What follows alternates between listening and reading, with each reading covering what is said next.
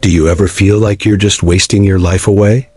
It's a quiet but persistent feeling that something important seems to be completely missing from your life.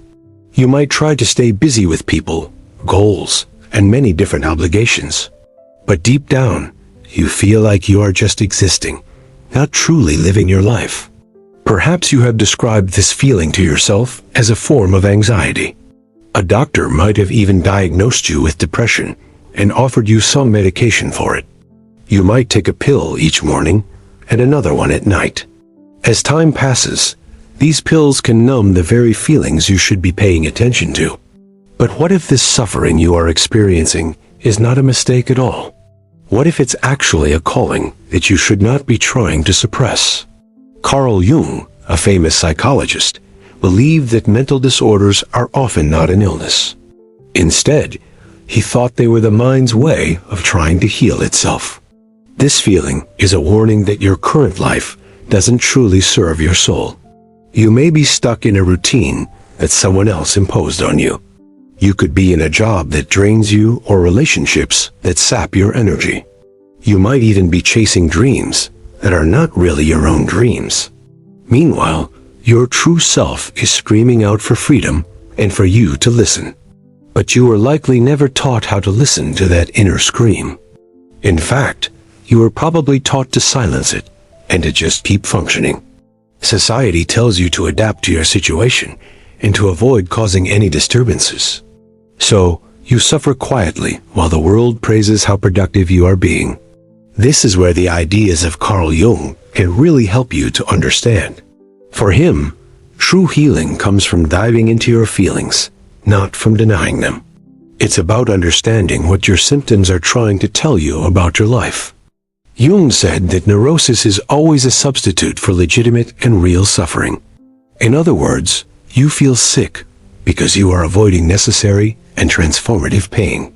As long as you continue to run away from this important pain, you will suffer.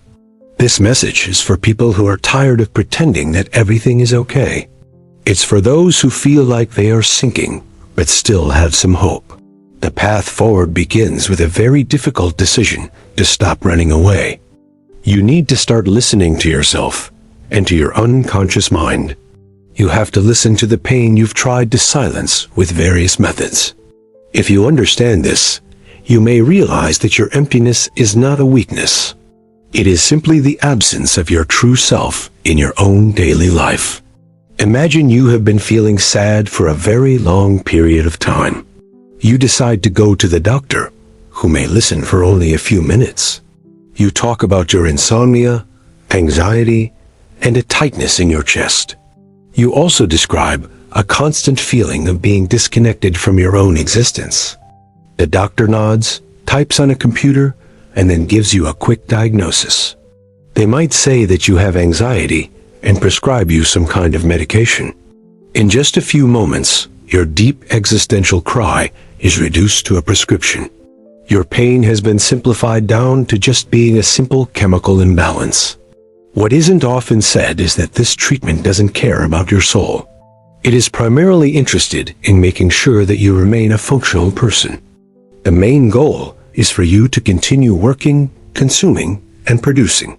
This medication helps you to endure a life that has become truly unbearable for you. This is why it is often presented to people as the definitive solution. But as the psychologist Carl Jung warned, this kind of solution is a trap. Jung believed that modern neuroses come from a disconnection from our true selves. It happens when the life we lead doesn't match the life we should be living. When you ignore your true calling and your most authentic inner truths, you suffer. Your soul starts to get sick because you are not being true to yourself. Since your soul doesn't have a voice, it speaks through your body and mind. This can manifest as anxiety, panic attacks, and a feeling of complete hopelessness. Instead of listening to these important signals, we are all trained to silence them. We try to get rid of any discomfort with the use of chemicals. The goal is to get back to normal as quickly as we possibly can. But what does this normal life that we are all striving for actually look like? It often means a job you hate, superficial relationships, and empty, mechanical routines. This leads to a constant feeling that you are just surviving, not really living. The anxiety you feel is not a personal failure on your part at all.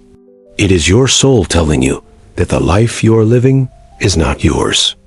If you continue to ignore this message, your body will start to scream louder. The system is always ready to offer you a new dose or a new label. The more you adapt to this unhealthy model, the more you lose your true self. Eventually, you might not feel anything at all, just a kind of chronic numbness. Carl Jung warned that medicating symptoms creates an illusion of healing for people. The person may seem better on the outside, but they remain lost on the inside. In the long run, this division can lead to an even greater collapse. You can't escape your soul forever. It will eventually demand its own price. This might come in the form of burnout or deep emotional collapses over time. It can also manifest as an emptiness that nothing can ever truly fill. This common medicalization reflects a culture that doesn't know how to handle suffering. Our society is afraid of pain because it has lost sight of its value. For Carl Jung, suffering was a necessary part of a person's life. It was the start of a journey and a call towards true individuation. But in our modern society, any kind of discomfort is seen as pathological. By running away from our suffering, we also miss the chance to grow. How many people are being silenced by treatments that only hide the real problem? How many lives are wasted in the name of achieving artificial stability? To answer this, we need to look at what's behind our emotional collapses. The problem might not be you, but the world that taught you self-hatred. Have you ever wondered why so many people today are suffering emotionally? This is happening even with all of our modern comforts and new technologies.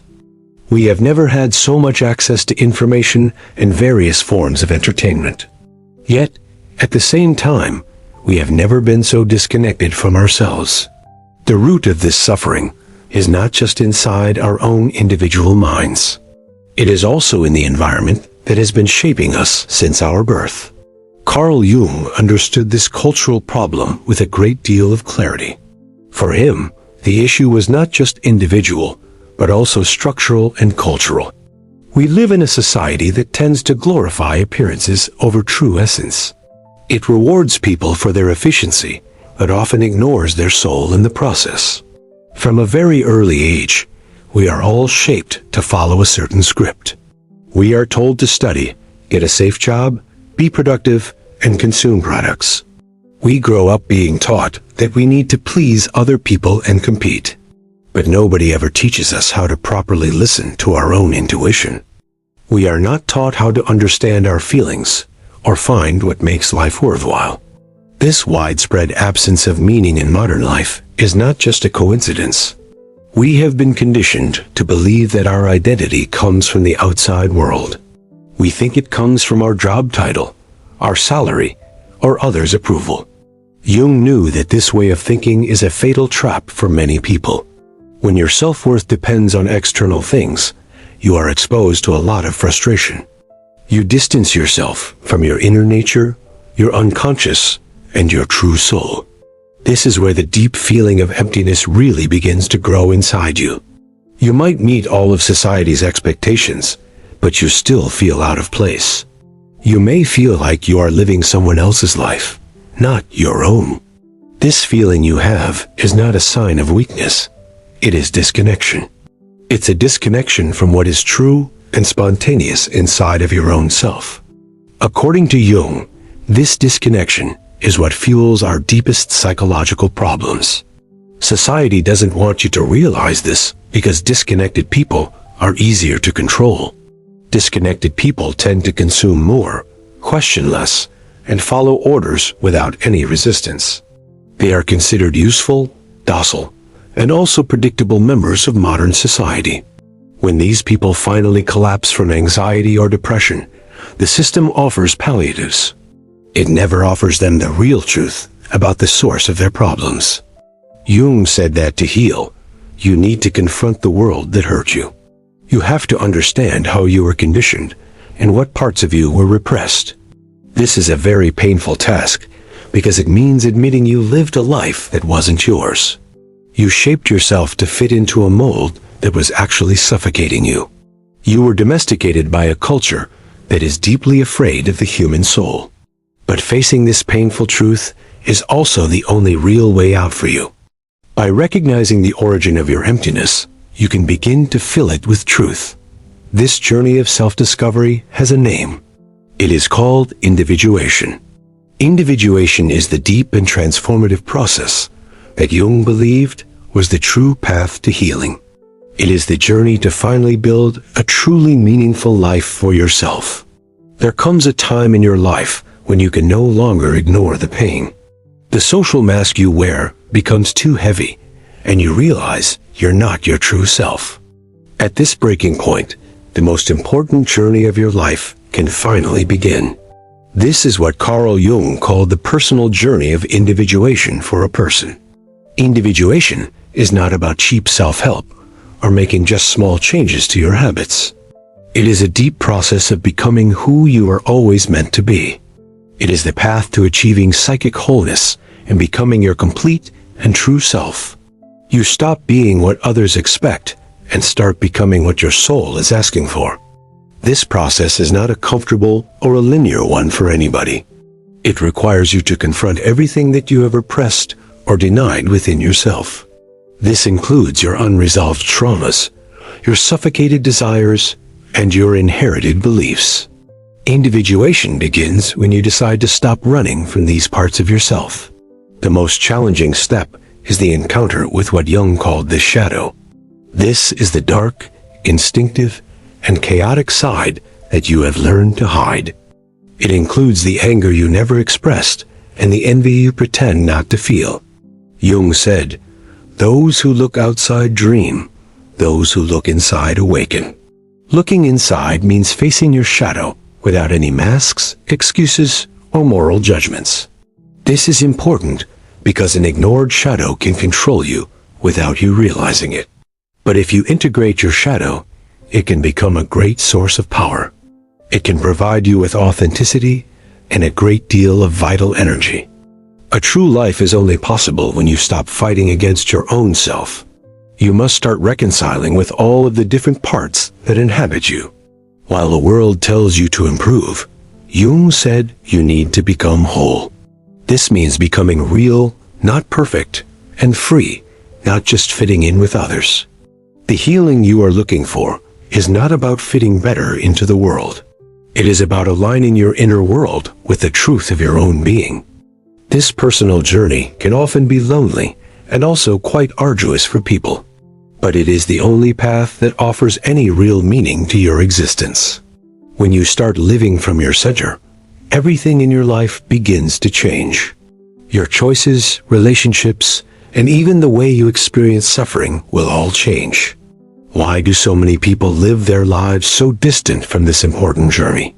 Why do they remain anesthetized, repeating all of the same old, unhelpful patterns? The answer to this question lies in the absence of meaning in modern life. It is a silent epidemic that corrodes people from the inside out. Your pain might not be a problem, but a symptom of a much deeper truth. Perhaps your life up until now has not had a clear and defined purpose. How many people do you know who just seem to be merely existing, not living? They follow an automatic routine filled with many empty commitments and distractions. Carl Jung knew that this kind of suffering was both structural and existential. He believed that modern suffering comes from life losing its essential meaning. We are not talking about a grand cosmic mission, but a personal purpose. It's about aligning what you do with who you truly are as a person. Jung observed that deep symptoms like anxiety and depression often disappeared with meaning. This happened when people found a why for their lives, not when they took medication. You can endure almost any pain if you know why you are living. But without that meaning, even the most intense pleasures can feel completely empty. Today, we are experiencing an epidemic of emptiness that is affecting many people. People are tired not just from too many tasks, but from a lack of purpose. Jung understood that humans need to feel like they are part of something bigger. We need to feel that our existence has some weight and a real consequence. Without this feeling of meaning, people will eventually collapse on the inside.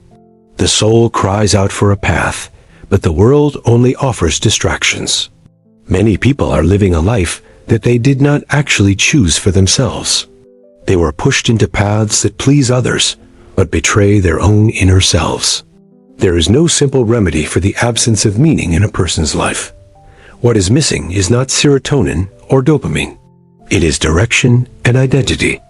Jung's psychology is urgent today because he didn't just want people to function. He wanted them to live authentically and have the courage to change their lives. The path to doing this involves reconnecting with your unconscious mind, Jung taught. The key to your purpose lies in the forgotten parts of yourself. The unconscious can become your greatest ally in your personal healing journey. What you avoid facing is often what you need to discover to live with meaning. True transformation does not start with positive affirmations or creating new habits. It begins with a deep descent into the depths of your own soul. Jung taught that there can be no healing without contact with the unconscious. The unconscious holds all the parts of us that have been forgotten or denied. Jung said, "What you do not bring to consciousness returns as fate." You might think you have bad luck, but you are just repeating unconscious patterns. The unconscious is like a dark mirror that reflects who you truly are. It is frightening because it shows you truths that can be very hurtful. The more you deny the unconscious, the more it will dominate your daily life. But the more you integrate it, the more whole you will ultimately become. You can listen to your unconscious through dreams, symbols, art, and meditation. When you start to listen, you begin to reclaim your own personal power. The biggest thing preventing you from starting this journey is often just fear. It is the fear of change and of leaving what is familiar behind you.